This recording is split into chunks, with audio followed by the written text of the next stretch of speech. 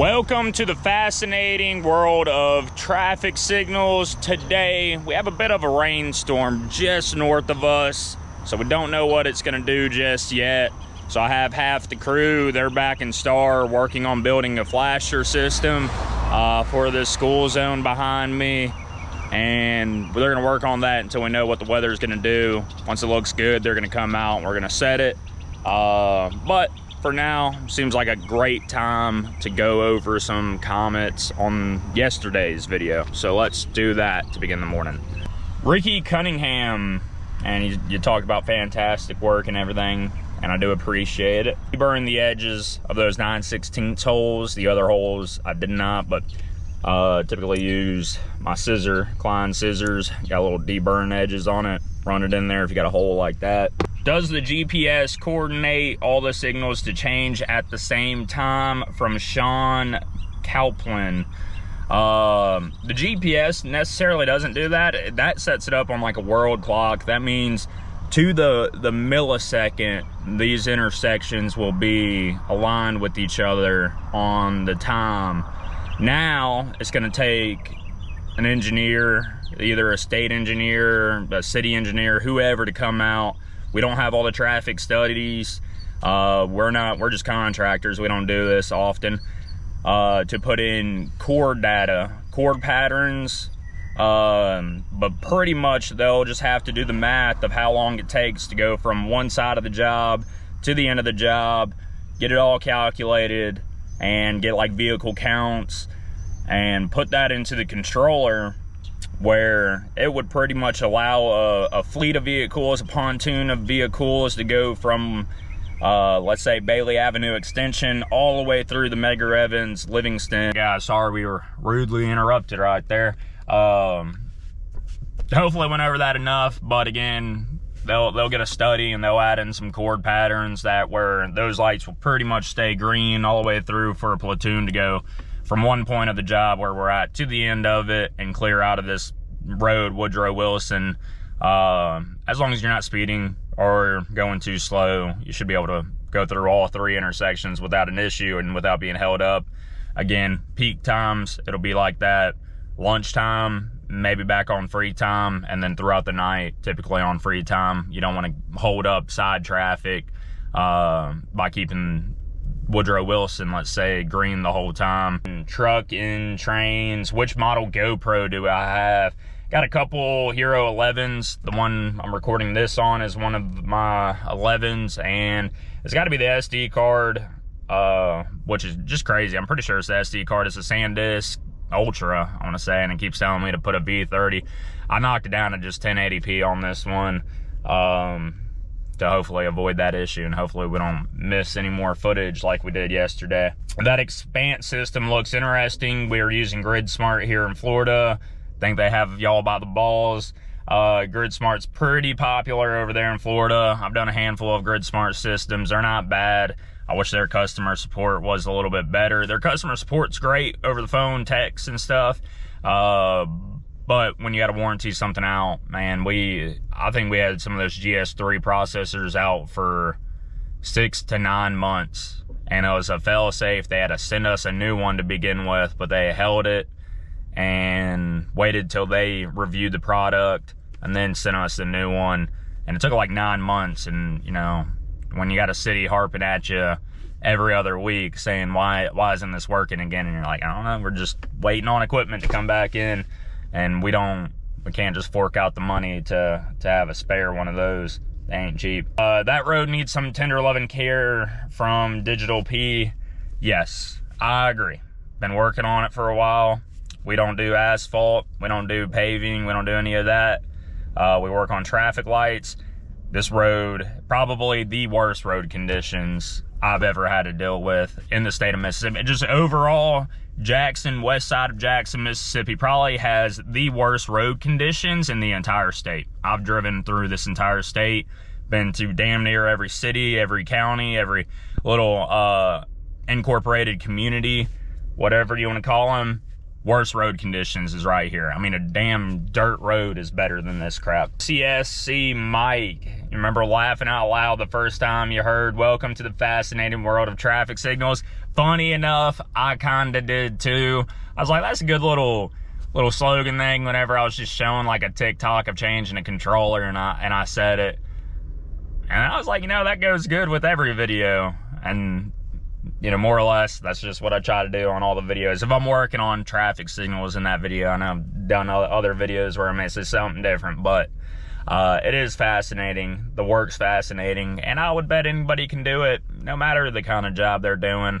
Somebody out there is going to find your line of work fascinating and interesting, and if you want to share it, make sure you share it. Actually, California Carl too. Let's go look at that, and then I'm done with the questions. But you asked, what was the announcement telling you to leave the area? Well, let's go check that out real quick. And here we have it. This guy, this is an old McDonald's. Hey, look, got a bunch of puppies right there and a bunch of dogs living out front. Crazy enough, they closed this one down on Woodrow Wilson. I know there were some issues. I know when we were working one night, one of the workers got robbed, a couple different things. Still crazy, the one on Northside Drive, one of the workers or either got stabbed or stabbed somebody. That one's still open, but this McDonald's, I guess they couldn't handle the area enough. Welcome to Jackson, Mississippi. Either or, this is what you got out front. They got it closed down. They're maybe just gonna remodel, but it says for sale, so they're not gonna remodel. They're just trying to get rid of it. But this is kind of guarding the parking lot. It's got some cameras up there, some PTZs, it looks like. That little intercom, whenever people get too close to the proximity of it, it typically tells people, you know, this is private property, get out of here, kick rocks. It is through a third party though, so it doesn't go straight back to the police department.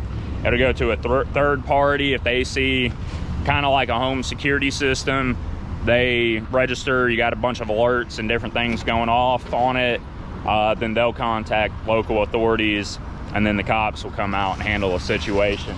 I want to say there, you see them all over Jackson, because everybody that has something that wants to be somewhat guarded, they'll rent one of these trailers out, hang them up there, and it's kind of just a deterrent. How effective are they? I don't know. I'm sure there's statistics. You would have to look that up. But still, kind of neat, kind of nifty. They, you know, shine lights down on people. It has a big floodlight on it as well. So if you get too close to it at night, that goes off, and it's just trying to get people to avoid the area. Try to get them to believe that the cops will be coming out if they stick around for too long, which they may. So, but that's what was behind me, screaming at me. I've never been able to trip it and actually get it to talk to me, but it seems like every time I'm in a random location or further down the parking lot, then it wants to scream at me.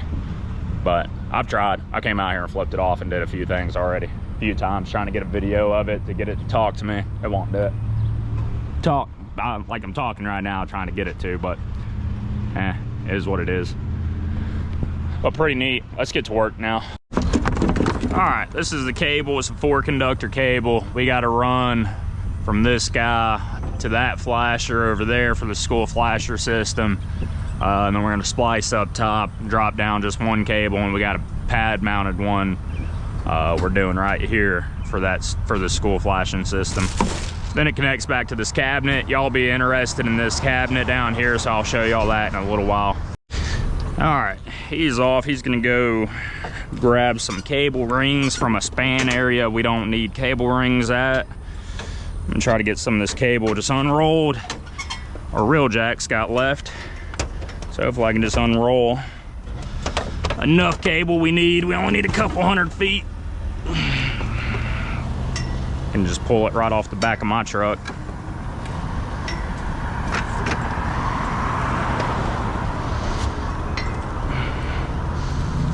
Of course, it's probably looped on itself, is from what it feels like. I'm just kidding, guys. I ain't taking this reel out the back of my truck. Y'all are crazy. Look at that. The sun's poking through the clouds a little bit. Come on now. Unless it doesn't want to rain, then the sun can go back. If it unravels like this, it won't be too bad. But when you unravel it like this, it kind of keeps this cable all looped up, kind of how you see. Instead of pulling off of it, kind of straightens out the cable on its own. For now, we're gonna have to kind of walk down with it and kind of straighten it up, but it never looks as good when you do it this way. And you gotta care even about the little things. But end of the day, you also just gotta get it done. I'll just pull this cable, maybe enough out. And then I'm gonna do a separate third run that's gonna come down this riser over to that box and up through the sign enough. And then same, he's gonna leave enough rolled up there to drop down, go to that first head, kind of be in that T there, connect in, and then jump back down and go to that very bottom head. Oh yeah, we definitely need more out and unraveled, but we getting somewhere. Comes to this pole.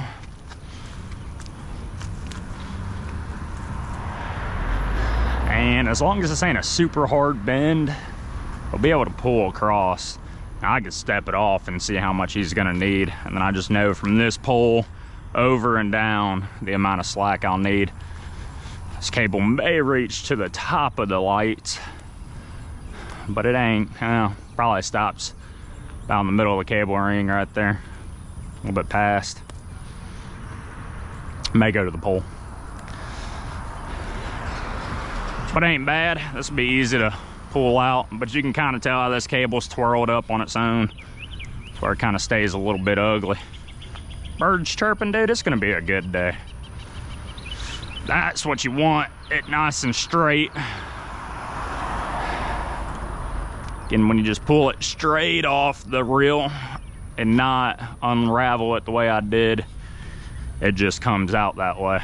Now, don't forget, we need to take the head of this cable and, well, that ain't doing it as bad. Bad example. This cable is a little more flexible. Sometimes it's a little bit more stiff where it's more of a pain in the butt. But head of the cable back to where we're gonna begin pulling at. He's grabbing some cable rings from an area we don't need cable rings. And then we'll quickly get this guy pulled. I'm gonna get a little more slack out. We also, last week, we did get the striping done out here. Nice little car right there. Looks like he upsetted a woman because there's a key mark all the way down the side of it. Maybe some stuff here in Jackson too. But the striping, man, tell you what, completely change an intersection after that's done with. But here is this flashing cabinet for the existing flashing system here. I do like it, the stop and go Eagle signal box here. I may have shown this before. A little scuffed up, but it can be polished. And look at what they've been using in here. I know I made a little video of it. Just a light switch. At least they electric taped, you know, the light switch itself. But really should have a breaker. Do have a fuse here. I would turn it on. It was working the other day. But we've cut a bunch of the cable now, so I'm not trying to do too much with it or power energize too much. And we will be reusing this cable. The unfortunate side of it is this stuff is going to constantly be hot. I have no way of disconnecting anything. There's no breakers, none of that stuff, no meters.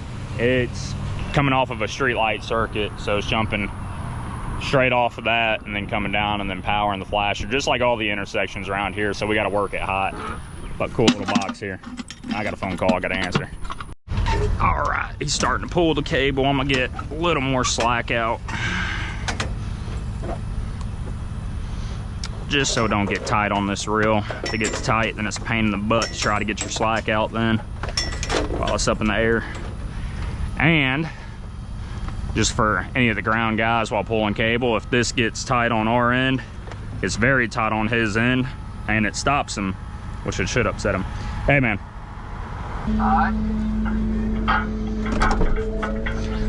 Go. And I wasn't able to roll the cable off straight, so whenever it was probably a little loop in the cable that was hitting the cable rings and then ripping them off. Yeah. I'll be down here feeding though and flicking it, however. All right, he's coming back through. We gotta put a cable ring or two on going this direction. Have enough cable, they'll splice together. We're gonna drop one down, go to this pull box and into a flasher we're gonna mount. And then he's got enough slack there to go down to the bottom, you know, hit the top of the head and then drop down to the bottom one. All right, cable's pulled, dropping down some old tether wire. Pretty sure it came from the old flasher system here, and it's been knocked down. This side didn't have anything pulled to it. It's like some aluminum cable.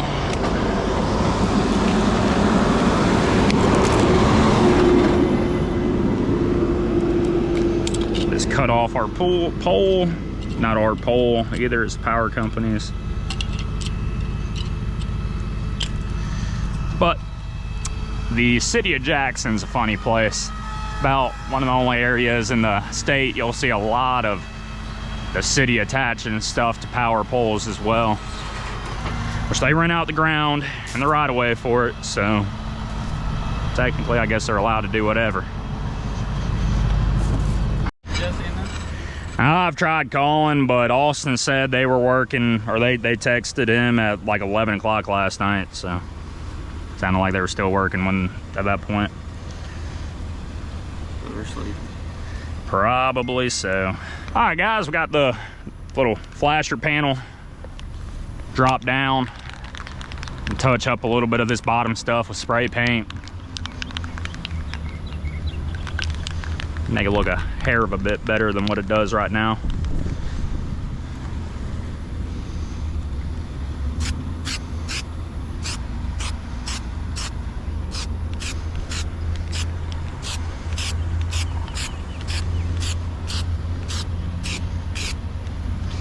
Too concerned about cleaning none of it up.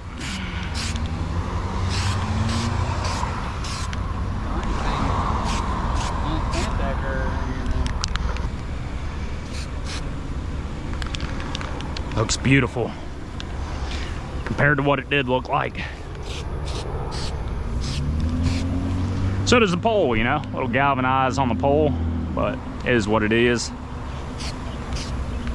Nothing on the plans tell us that we got to change out this riser, so we wouldn't even get paid for it. What's going on? Man, give it like 30 minutes, you know, I'll have Frank Powell come out here too. You the one he's going to play golf with this weekend? Mm-mm. Oh, yeah, I shouldn't have brought it up. See, I shouldn't have told him that. I played with him a few weeks ago. Bring it up to him. That was enough. Enough for the year. You got to wait till next year now. Yeah, exactly.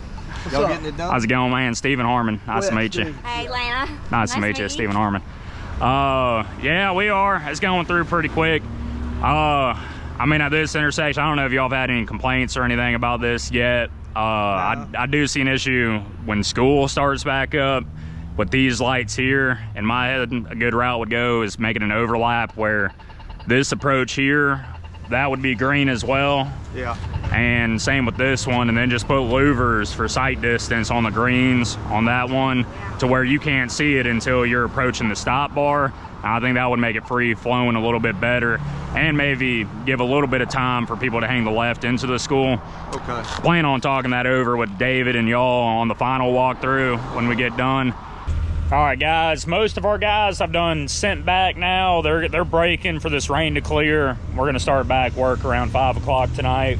But I just ran over to Star, picked up some equipment for a different job, so that's relevant, but also picked up our flasher cabinet. So as long as this rain that's dead behind me holds off for a little bit, we're gonna get this cabinet mounted on this little riser where we just tore it down. That'll probably be the end of the video, and then maybe start another video with tonight's work.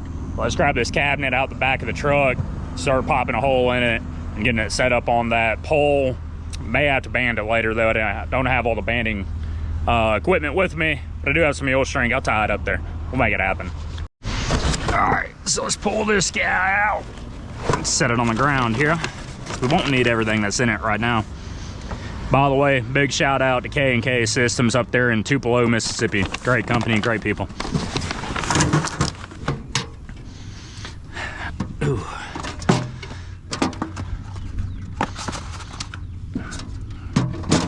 So this one of their flasher systems, real basic one, works great though. You just put in Monday through Friday what times they want them to start and stop. Can kind of do exemptions and holidays, but we're not going to do that here. Just every Monday through Friday these are going to flash. Don't really need these. It's meant to go on a pole. Wish they had a backdrop on it that we could actually run some stuff. That might not be big enough for 3/4 inch. I may figure out a different way of mounting it. May mount these pads. Wish some nuts were just welded to it. We'll see. All right, a little bit of mule string to temp it off. Looks like I'm gonna get rained on here in a second, so try to be quick about this. Throw this guy in here, Chugger Monster. I don't want to lose that. These cables are hot. I have no way of disconnecting power to them.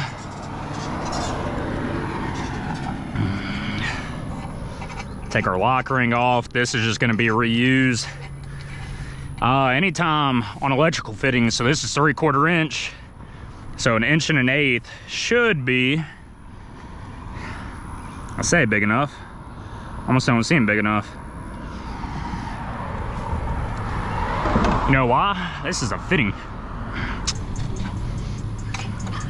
1 3/8 is gonna work fine. They upsized this to a 1 inch. So I may have a 1 inch reducer or bushing.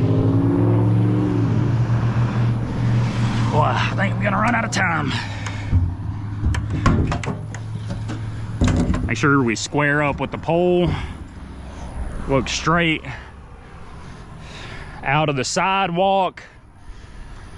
Now let me mark it. All right, simple here. We're holding up this big aluminum box till this is flat to it, and just go around and mark it. And now, put this guy on the ground. Nothing really in here to damage anymore. I think this is just an empty enclosure now with my mule string. And I know my pipe needs to come in right there. My other riser, I do however it needs to go.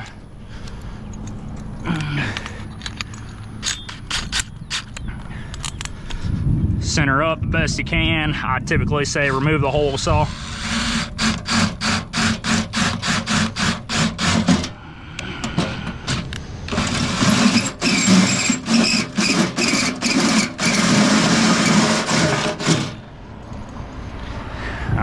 That's done with. He burred a little bit. It's aluminum, so not that bad. I would typically file it at this point. Weather's a little more imminent, so let's just get it done. Get the shavings out. I do have a vacuum cleaner. See, that fits right on.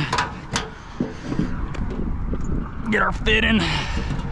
Or lock ring, I mean.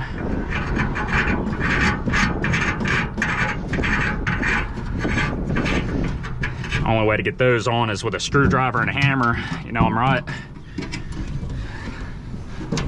And what I'm gonna do for the meantime, let's run this string in it so it ain't leaning over the way it is right now, and tie it up to this pole.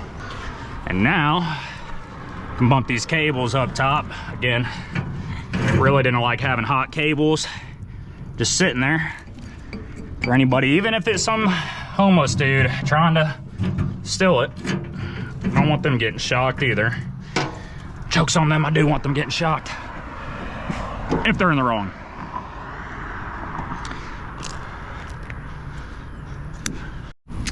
All right, guys, I'm about to get out of the weather. Probably just gonna go sit in the truck, wait for it to pass, edit this video, get it all done with. Yeah, again, just kind of rainy week, sucks. Gonna be a little more productive. Hopefully will be tonight. I wanted to show y'all look foggy. But I just wanted to show y'all a little bit more of the project going on and try to keep up to date with the videos and everything. So, yeah, appreciate y'all for watching. Hit the like button and stay tuned, and more to come. Yeah, thanks for watching.